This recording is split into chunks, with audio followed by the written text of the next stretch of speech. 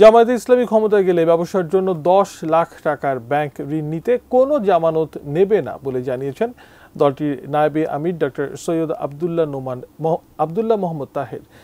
শনিবার বিকেলে রাজধানীর ইঞ্জিনিয়ার্স ইনস্টিটিউশনে দলের ঢাকা মহানগর দক্ষিণ শাখা আয়োজিত ব্যবসায়ী সম্মেলনে একথা বলেন তিনি। এ সময় অর্থনীতিকে চাঙ্গা করতে জামায়াতে ইসলামী করেন এমন ব্যবসায়ীদের সংগঠিত হওয়ার আহ্বান জানান নেতারা। রাজধানীর ইঞ্জিনিয়ার্স ইনস্টিটিউটে শনিবার ব্যবসায়ীদের নিয়ে জামায়াতের সমাবেশ। যারা এখানে যোগ দিয়েছেন তারা তুলে ধরেছেন বিগত সরকারের আমলে ধ্বংস হয়ে যাওয়া অর্থনীতির চিত্র।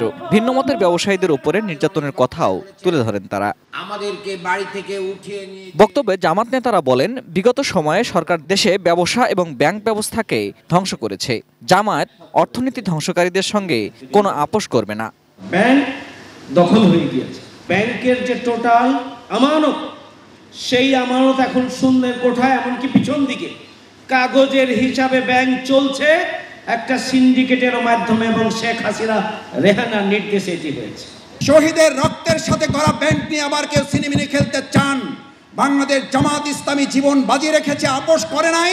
ভবিষ্যতে শহীদের রক্তে গড়া অর্থনীতির এই কারিগর ভেঙে দেওয়াকারীদের সাথে আর আপোষ করা হবে না। শিয়া বাটার ও ভিটামিন ই সমৃদ্ধ lily glam beauty soap. Lily, always beautiful. অনুষ্ঠানে জামাতের নায়েবে আমির ডক্টর সৈয়দ আব্দুল্লাহ মোহাম্মদ তাহের বলেন, ব্যবসায় আমানতদারি থাকলে টাকার অভাব হয় না। ইসলামী ব্যাংককে আমরা বলবো, এবং আমরা যদি ক্ষমতায় ইনশাল্লাহ যেতে পারি, 10 লক্ষ টাকার জন্য কোনো মর্গেজ লাগবে না।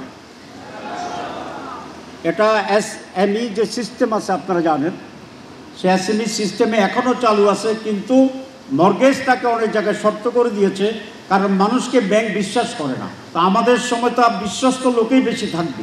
Ferdous Rahman, ATN news, Dhaka.